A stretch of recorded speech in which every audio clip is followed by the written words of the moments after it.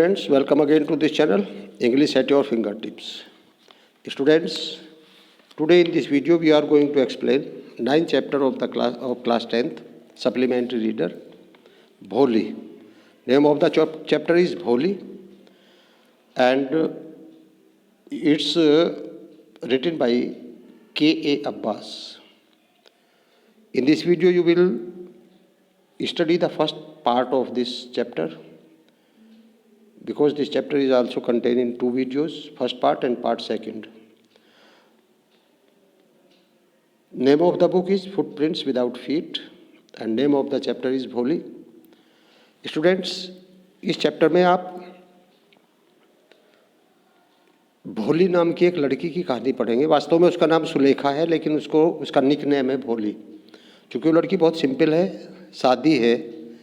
अब जैसा आप जानते हैं कि ग्रामीण क्षेत्र में जो सीधी सादी लड़की होती है उसका नाम भोली रख दिया जाता है. तो उस भोली नाम की लड़की, सुलेखा नाम की लड़की की कहानी पढ़ेंगे हम कि किस तरह से वो एक सिंपल सी लड़की, एक भोली सी लड़की, और कितना बड़ा डिसीजन ले लेती है. किस तरह से वो स्टार्टिंग में बिल्कुल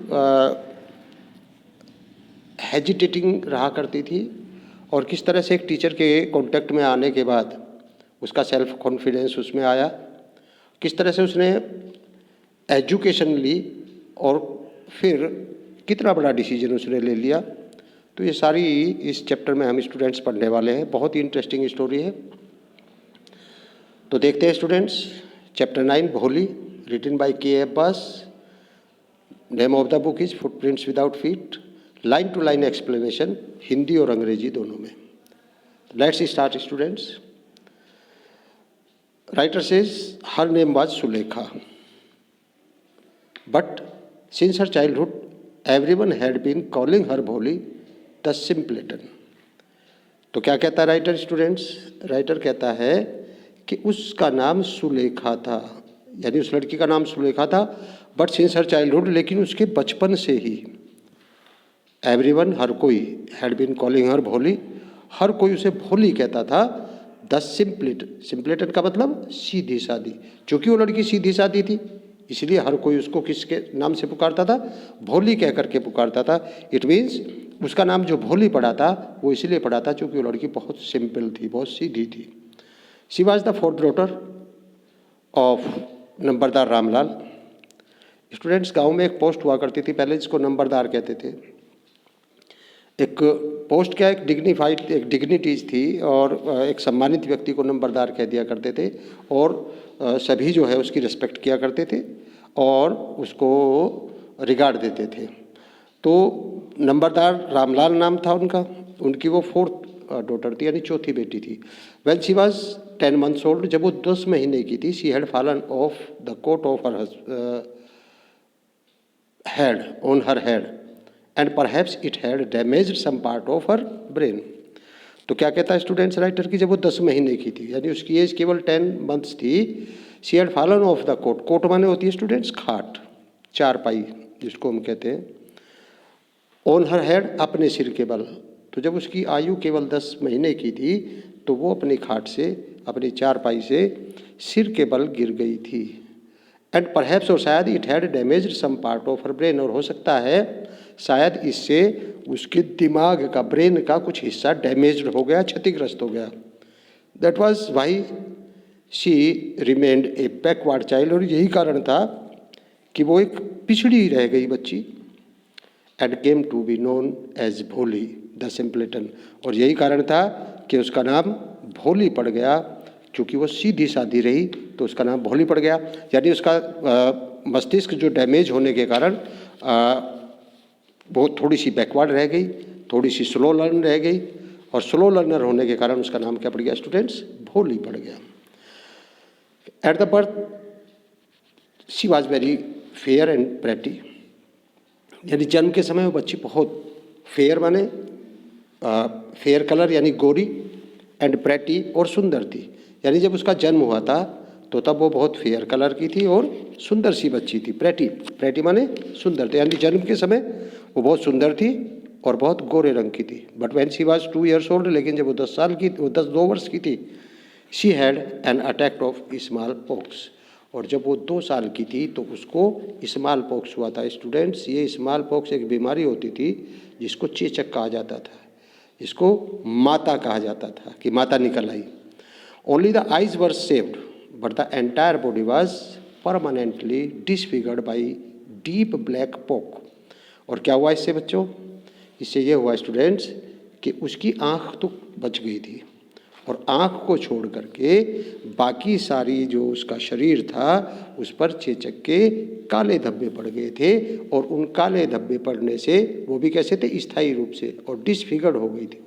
डिसफिगर्ड का मतलब कुरूप हो गई थी, यानी उसका जो रंग रूप था वो जो बहुत सुंदर थी, जो बहुत प्रेटी थी, गोरी थी, अब वो किस में कन्वर्ट हो गई थी?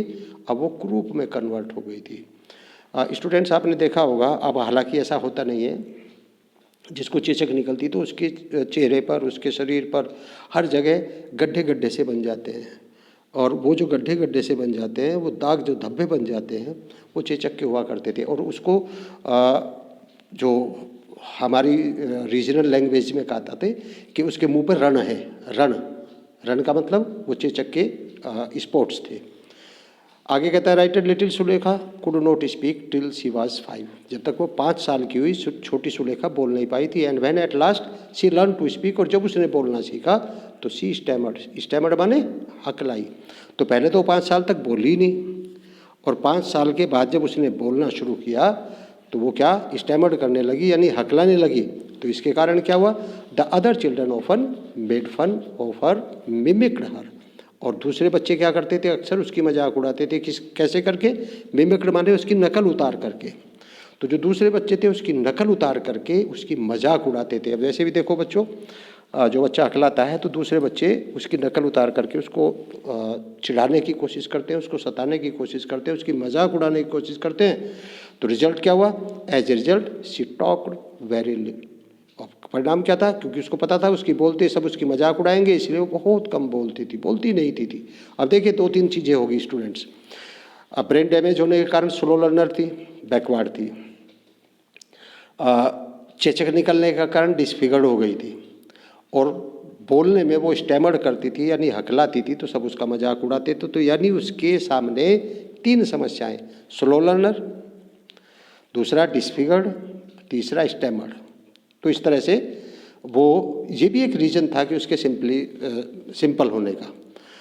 आगे कहता है writer Ramlal had 7 children. Ramlal के 7 बच्चे थे। 3 सन्स, 3 बेटे, एंड 4 डॉटर्स, और 4 बेटियाँ। And the youngest of them was भोली, और उनमें सबसे छोटी कौन थी? भोली। तो 7 बच्चे थे, 7 बच्चे में 3 बेटे थे और 4 बेटियाँ थी, और सबसे छोटी भोली थी। It was prosperous farmers house hold, और ये जो था प्रोस्पेरस फार्मर्स हाउस होल्ड था, यानी संपन्न किसान का घर था। And there was plenty to eat, इसलिए खाने पीने के लिए प्लेंटी माने बहुत सारा सामान होता था, यानी पर्याप्त सामान होता था खाने पीने का। एंड ड्रिंक, तो खाने पीने की कोई समस्या नहीं थी चूँकि प्रोस्पेरस फैमिली थी। ऑल द चिल्ड्रन एक्सेप्ट भोली वर हेल्दी एंड स्ट्रॉन्ग, इसलिए एक्सेप्ट भोली को छोड़ करके या भोली के सिवाय बाकी जो और सब बच्चे थे वो कैसे थे? हेल्दी और स्ट्रॉन्ग थे, यानी स्वस्थ थे और मजबूत थे। लेकिन भोली नहीं थी। The sons had been sent to the city to study, जो बेटे थे उनको कहाँ भेजा गया? पढ़ने के लिए शहर भेजा गया, शहर के स्कूलों में। एंड लेटर इन कॉलेज, और बाद में उनको कहाँ भेजा गया? कॉलेज में। चूँकि संपन्न परिवार था इसलिए जो बेटे थे उनको पढ़ने के लिए शहर के स्कूलों में भेजा गया, उसके बाद कॉलेजेस में भेजा गया। ऑफ द डॉटर्स, और जो डॉटर थी, जो लड़कियां थी, जो पुत्रियां थी, उनमें राधा एल्डेस्ट, राधा सबसे बड़ी थी, हैड ऑलरेडी बीन मैरिड, और उसकी पहले ही शादी की जा चुकी थी। तो जो बड़ी बेटी थी, बेटियों में से जो बड़ी बेटी थी राधा, उसकी पहले से ही शादी हो चुकी थी।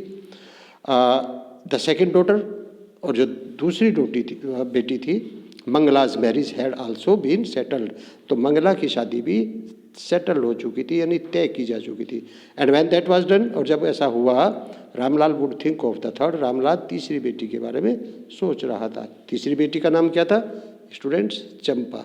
तो थर्ड बेटी चंपा, उसकी शादी के बारे में सोच रहा था। देवर गुड लुकिंग, वे सब कैसी थी? अच्छी थी, हेल्दी गर्ल्स और स्वस्थ लड़कियां थी।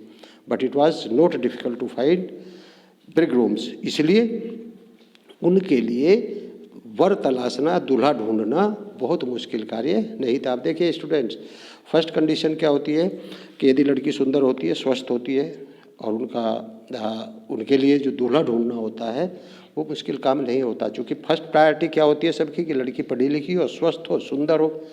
तो वो सुंदर थी और स्वस्थ थी, उस समय पढ़ाई की इतनी ज़्यादा वो नहीं होती थी, इम्पोर्टेंस नहीं होती थी।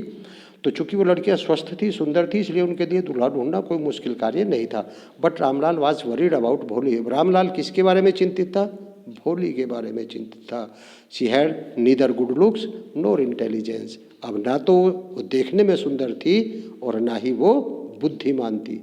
तो यानी उसके बारे में उसको चिंता थी कि भोली ना तो बुद्धिमान थी और ना ही सुंदर थी, तो उसके लिए दूल्हा ढूंढना एक मुश्किल कार्य था। इसलिए रामलाल जो चिंतित रहता था वो भोली को लेकर के रहता था। जो पहली बेटी थी उसकी, वो पहले से ही शादीशुदा थी, जिसका नाम राधा था। जो दूसरी बेटी थी मंगला, उसकी शादी तय हो चुकी थी। तीसरी चंपा की शादी के बारे में वो विचार करने लगा था, सोचने लगा था। ये सभी सुंदर थी, स्वस्थ थी, तो कोई समस्या नहीं थी। तो समस्या किसको थी? भोली को लेकर के थी। आगे क्या कहता है students? Bholi was 7 years old when Mangala was married. जब मंगला की शादी हुई तो भोली 7 वर्ष की थी।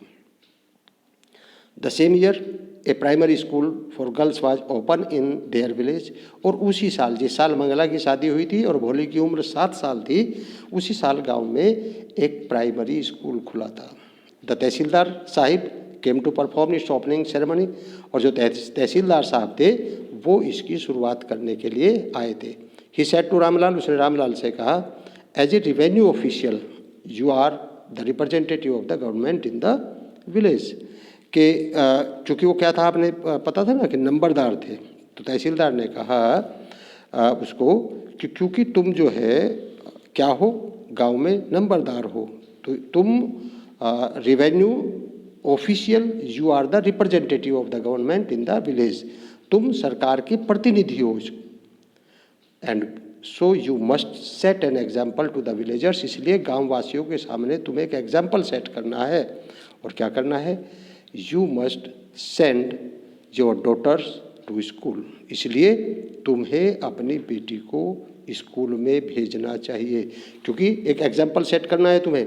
यदि तुम नहीं भेजोगे, यदि तुम अपनी बेटी को स्कूल नहीं भेजोगे तो फिर दूसरों को कैसे कहोगे?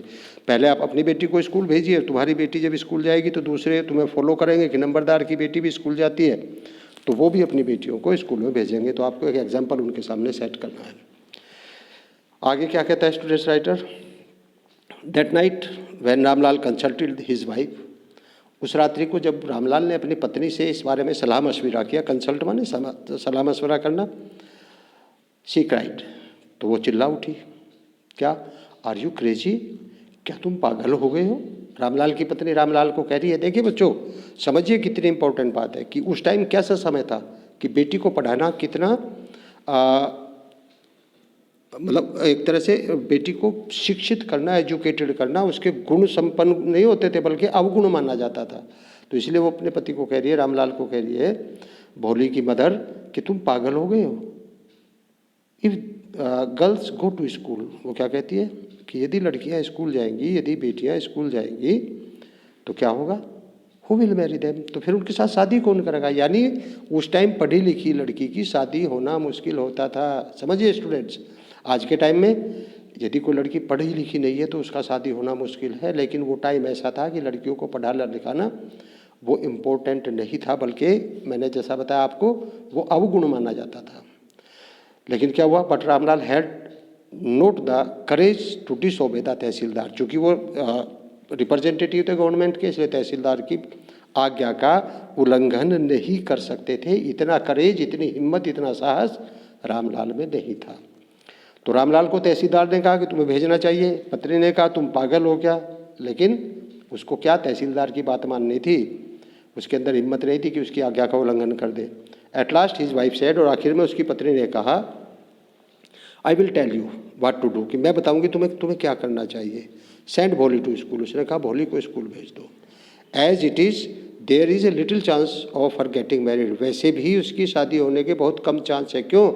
क्योंकि वो एक तो डिसफिगर है, स्लो लर्नर है, डैमेज हो रखा है उसका ब्रेन, दूसरा डिसफिगर्ड है, और तीसरा क्या करती है? हकलाती है बच्चों। तो इसलिए वैसे उसके चांस नहीं है। विद हर अगली फेस, उसका चेहरा भद्दा है, एंड लैक ऑफ सेंस, और उसको ज्ञान भी कम है। Let the teachers at school worry about hit, तो कह रहा, उसकी पत्नी कहती है कि इसकी चिंता स्कूल की टीचर को करने दो, यानी हमारा भी पीछा छूट जाएगा, इसको स्कूल में भेज करके हम फ्री हो जाएंगे, क्योंकि उसकी सेंस भी पूरी नहीं है, लैक ऑफ सेंस है, वो भद्दी सूरत है उसकी। तो टीचर्स इसके बारे में चिंता करेंगी तो आपके दोनों काम हो जाएंगे। भोली को स्कूल भेज करके आप ये एग्जाम्पल भी सेट कर देंगे, आपने एक बच्ची को स्कूल भेज दिया है, और दूसरा क्या, दूसरा ये कि इससे हम चिंता मुक्त हो जाएंगे, इसकी चिंता टीचर करेंगी। तो ऐसा वो उसको सजेस्ट करती है। क्या होता है स्टूडेंट्स आगे, the next day Ramlal caught Bholi by her hand and said come with me. अगले दिन रामलाल ने भोली का हाथ पकड़ा और उसे कहा कम विद मी, मेरे साथ आओ, I will take you to school, मैं तुम्हें स्कूल ले चलता हूँ। भोली वाज फ्राइटेड। अब देखिए स्कूल जाने से भी बच्चे डर जाते थे उस टाइम। अब भोली, जब उसके पिताजी ने कहा कि आओ मैं तुम्हें स्कूल लेकर के चलता हूँ, तो भोली क्या होती है, डर जाती है। She did not know what school was like, उसे यही पता नहीं था स्कूल होता कैसा है। She remembered how a few days ago their old cow Lakshmi had been turn out of the house and sold.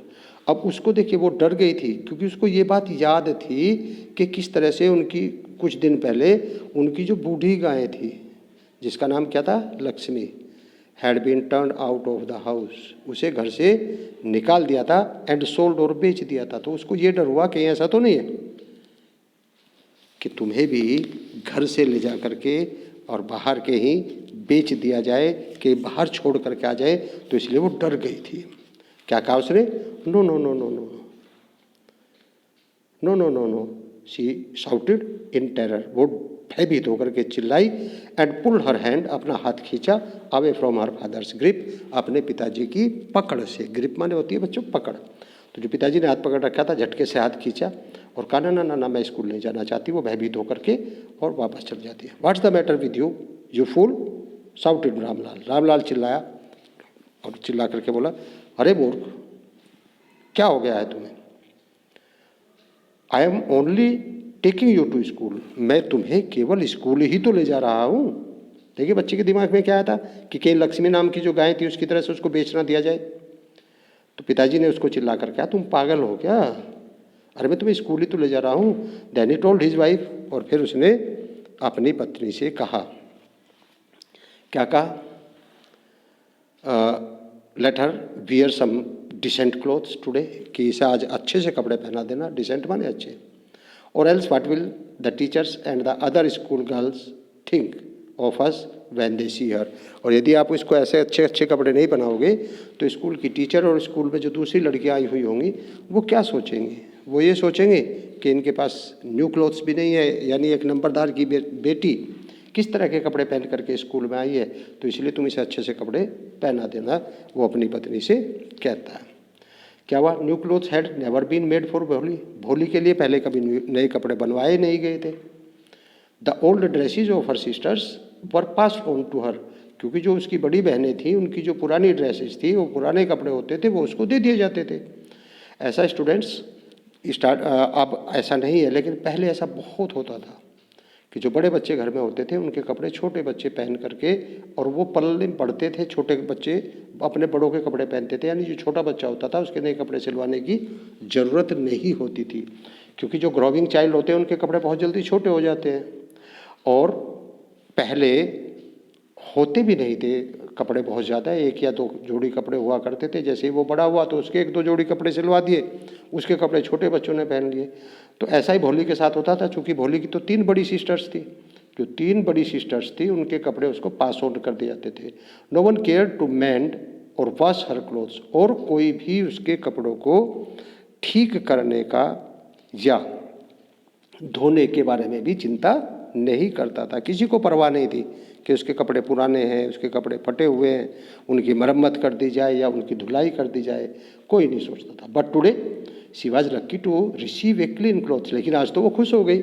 आपसे पहले उसको कभी कपड़े साफ कपड़े मिले ही नहीं थे, लेकिन आज क्या हुआ, but today she was lucky, वो भाग्यशाली थी, to receive a clean dress, उसको एक नई साफ ड्रेस मिली थी।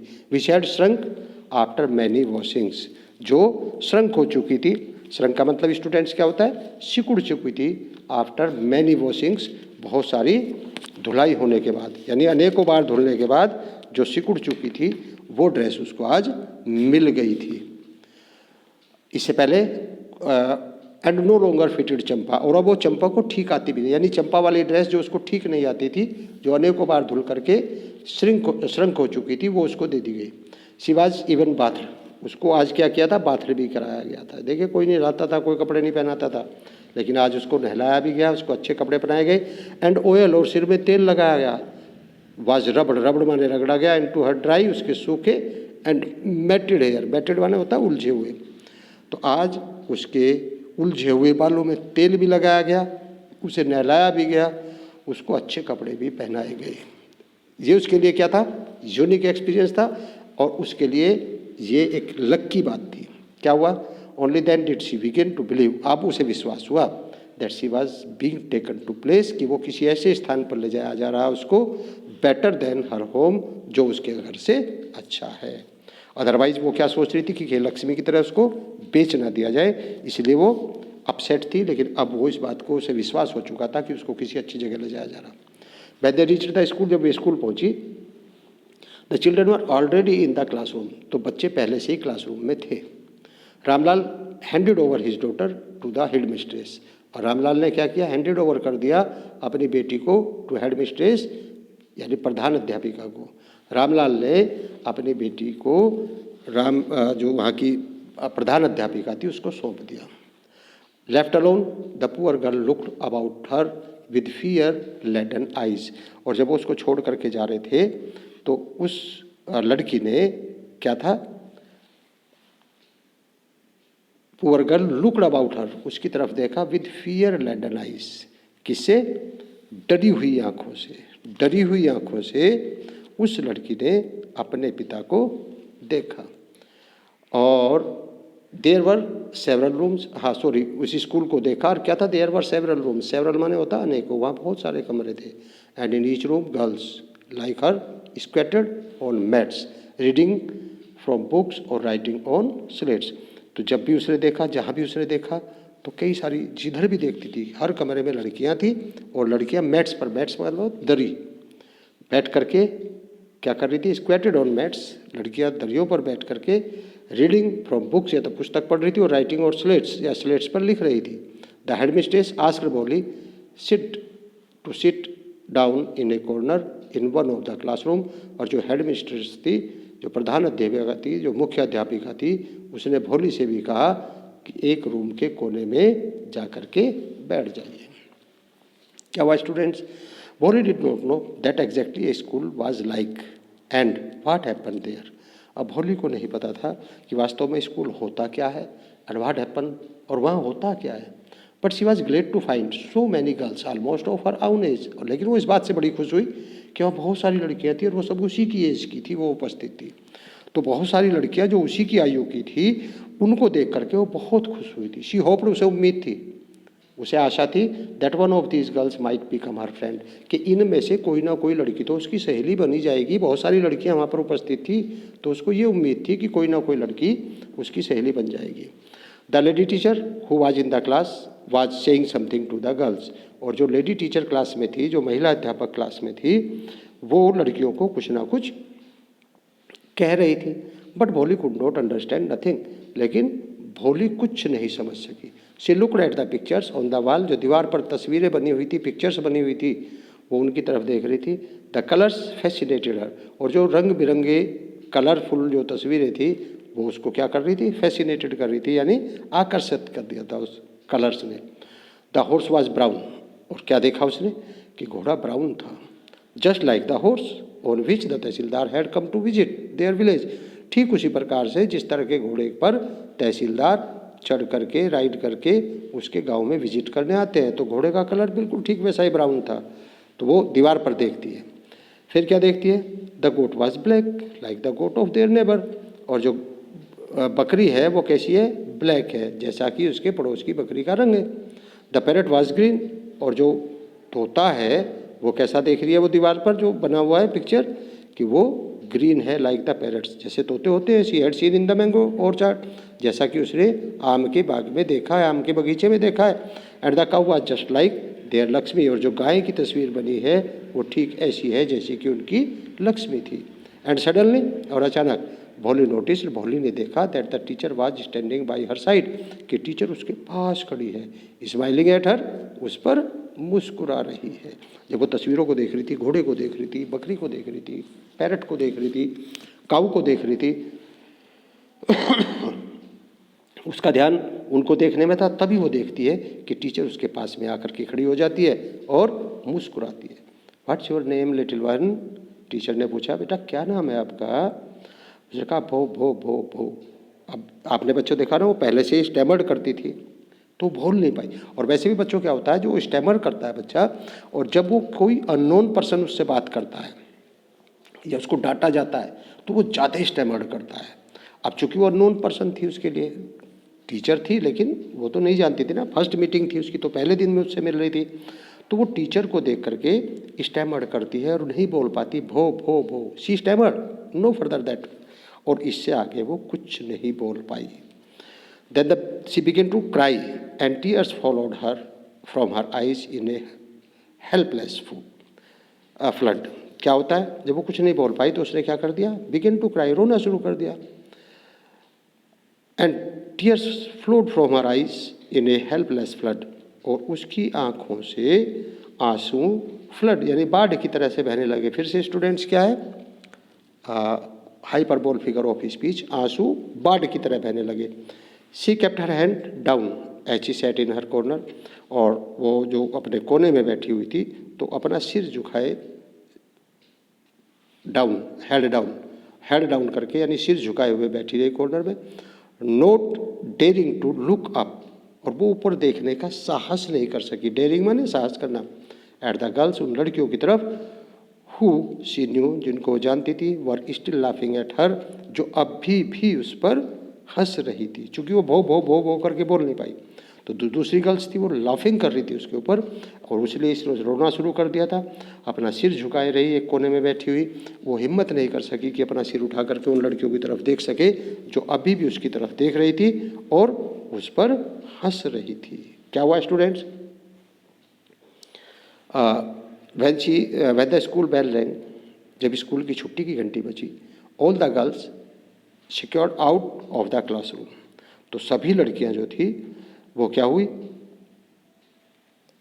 वहाँ से भागने के लिए। चूँकि छुट्टी में क्या होता है, आपने बच्चों देखा है ना, जिस तरह से छुट्टी होती है, छुट्टी होने के बाद सभी बच्चे एकदम भागते हैं जल्दी से स्कूल से निकलने के लिए, तो सभी लड़कियां जो है वहाँ से भागी। लेकिन बट भोली dared not leave her corner, लेकिन भोली की अब भी हिम्मत अपने कोने को छोड़ने की नहीं हुई। हर हेड स्टिल लोवर्ड, उसका सिर अब भी झुका हुआ था। शी केप्ट ऑन सोबिंग, और वो सोबिंग माने होता है बच्चों सुबकना, और वो अभी भी क्या कर रही थी, सुबक रही थी। तो उसने सुबकना जारी रखा। दूसरी जो बच्चियां थी छुट्टी होने के बाद वो घर के जाने के लिए क्लासरूम छोड़ करके दौड़ती हैं, लेकिन वो सुबकती रही। क्या हुआ? भोली, the teachers voice was so soft and soothing, in all her life she had never been called like that. It touched her heart. क्या हुआ? किसी ने आवाज लगाई, भोली। जो टीचर की आवाज थी सो सॉफ्ट, वो इतनी मधुर थी, एंड सूथिंग, सूथिंग माने होता है सुकून पहुंचाने वाली। तो टीचर की जो आवाज थी वो इतनी मधुर और सुकून पहुंचाने वाली थी। In her life, in all her life she had never been called like that. उसको पूरे जीवन में इस तरह से कभी नहीं पुकारा गया। It touched her heart, और अध्यापिका की जो ये आवाज़ थी उसके मन को छू गई। क्या हुआ? Get up, said the teacher. Teacher ने कहा खड़े हो जाओ। It was not a command, लेकिन जैसे उसने कहा खड़े हो जाओ, ये कमांड नहीं थी, यानी एक आदेश नहीं था, but just a friendly suggestion. केवल जैसे एक फ्रेंड दूसरे फ्रेंड को सजेस्ट करता है, सुझाव देता है, तो एक मित्रवत सुझाव था। भोली गोट अप, भोली खड़ी हो गई। Now tell me your name, उसने कहा आप मुझे अपना नाम बताइए। अब देखिए कोई बच्ची नहीं थी वहाँ, क्लासरूम में कोई नहीं है, तुम पे कोई नहीं हंसेगा, यहाँ हंसने के लिए कोई है नहीं, तो उसने कहा आप मुझे अपना नाम बताइए। Sweat broke out over her whole body. क्या हुआ स्टूडेंट्स? उसके पूरे शरीर पर क्या हुआ? स्वेट ब्रोक आउट, यानी पसीना पसीना हो गई वो, उसके पूरे शरीर पर पसीना आ गया। बुढ़ार स्टैमर टंग, उसने क्या सोचा कि क्या वो फिर से स्टैमर टंग, फिर से उसकी जबान लड़खड़ाएगी, फिर से वो हकलाएगी। अगेन डिसग्रेस हर, और इससे वो फिर से डिसग्रेस होगी यानी अपमानित होगी। उसकी जबान फिर से लड़खड़ाएगी या वो फिर से हकलाएगी और फिर से अपमानित होना पड़ेगा for the sake of this kind woman.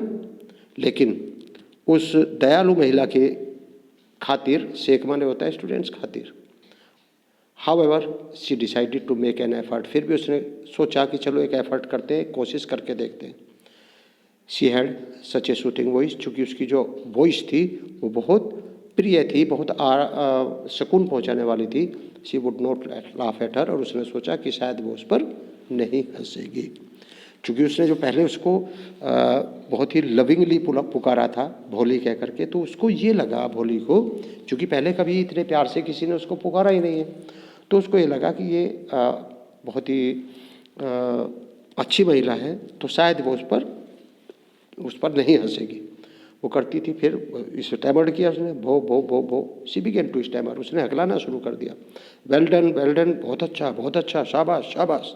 The teacher encourage her, teacher ने उसको एनकरेज किया, प्रोत्साहित किया। Come on now the full name, आप पूरा नाम बताइए। वो फिर से करती रही, भो भो भो भो Bholi. At last she was able to say, आखिरकार वो बोल पाई भोली।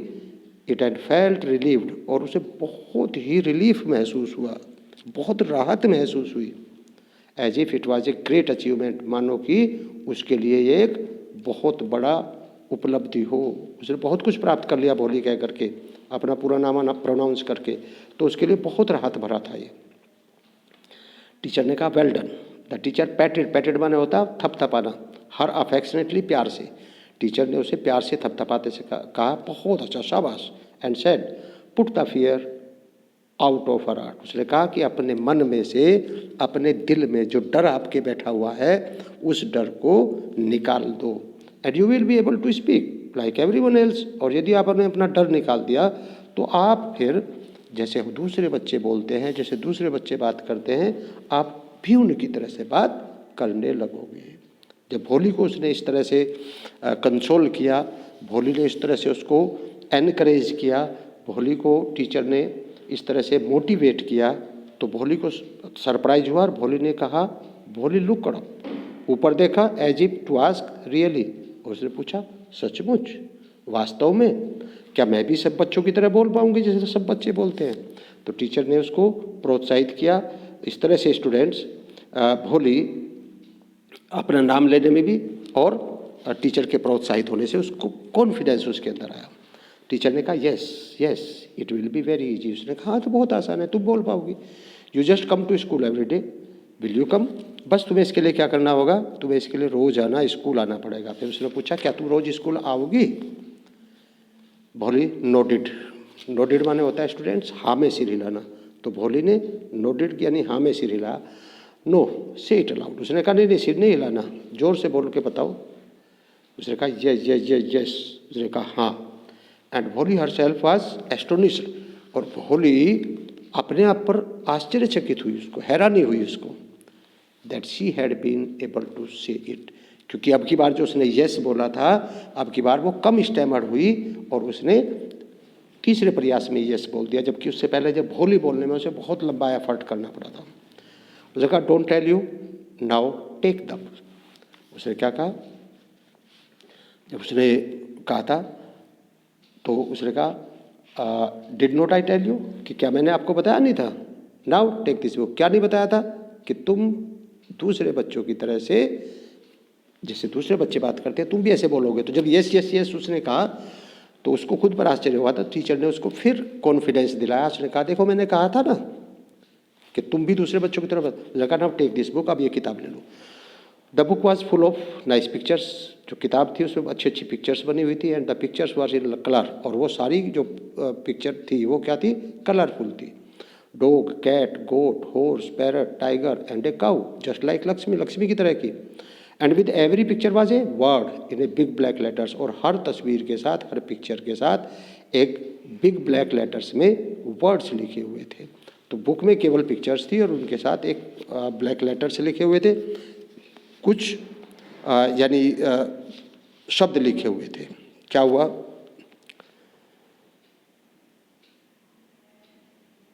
इन 1 month you will be able to read this book. उसने कहा 1 महीने में तुम इस किताब को पढ़ने लगोगी। Then I will give you a bigger book, फिर मैं दूसरी किताब दूंगी जो इससे बड़ी होगी। देन ए स्टिल बिगर, फिर उससे भी बड़ी दूंगी। In time you will be more learn, और इसी दौरान तुम बहुत ज़्यादा सीख जाओगी, और इतना more learn than anyone else in the village, इतना सीख जाओगे कि तुमसे अधिक सीखा हुआ गांव में कोई भी नहीं होगा, तुमसे अधिक कोई भी शिक्षित नहीं होगा। लर्न माने शिक्षित। Then no one will ever be able to laugh at you, और जब तुम शिक्षित हो जाओगी तो फिर तुम पर कोई नहीं हंसेगा।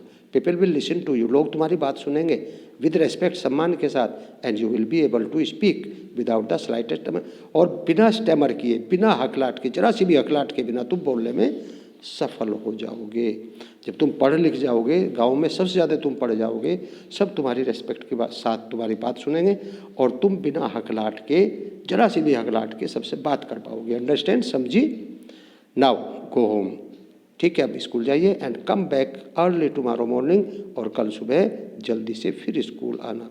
अब देखिए स्टूडेंट्स, एक अच्छा टीचर वही होता है जो अपने बच्चे को उसी के स्तर पर जा कर के उसको समझाता है।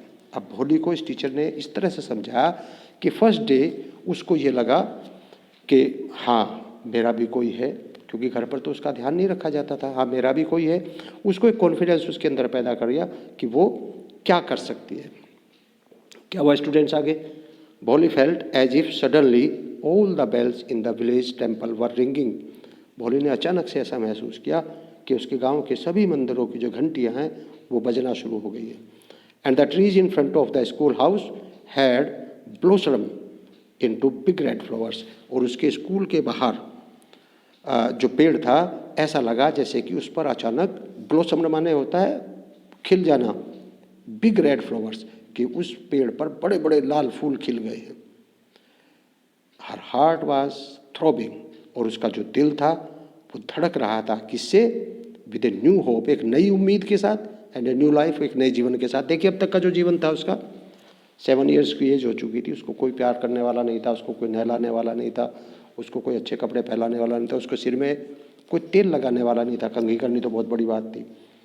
लेकिन आज टीचर ने जो उसको समझाया, जिस प्यार से उसके साथ ट्रीट किया है, तो उसको ऐसा लगा, उसकी एक नई उम्मीद जाग पड़ी। उसको ऐसा लगा कि गांव के सभी मंदिरों की जो घंटियां एक साथ बज रही हैं, उसको लगा कि जो स्कूल के सामने का वृक्ष है उस पर लाल फूल खिलाए हैं और लाल फूलों से वो वृक्ष लद गया है, ऐसा उसने महसूस किया। तो स्टूडेंट्स, ये आपका पार्ट फर्स्ट, ये चैप्टर खत्म हो जाता है। इसका सेकंड पार्ट कल मैं आपको पढ़ाऊँगा नेक्स्ट वीडियो में। आपको वीडियो कैसी लगी मुझे जो है कमेंट बॉक्स में जा करके बताएंगे आप। यदि कोई चीज़ समझ नहीं आई तो कमेंट बॉक्स में आप कमेंट करके छोड़ देंगे, मैं फिर उसको एक्सप्लेन कर दूंगा। यदि आपने स्टूडेंट्स मेरे चैनल को अभी सब्सक्राइब नहीं किया है तो चैनल को सब्सक्राइब कर लिए, उसके नीचे जो बेल आइकन है उसको प्रेस कर दीजिए ताकि आने वाले वीडियो की नोटिफिकेशन आपको मिलती रहे। स्टूडेंट्स, अपने फ्रेंड्स के साथ वीडियो को ज़्यादा से ज़्यादा शेयर करिए ताकि आपके फ्रेंड्स भी इस वीडियो के साथ माध्यम से अपनी तैयारी कर सकें। मिलते हैं किसी नेक्स्ट वीडियो में, तब तक के लिए थैंक यू वेरी मच।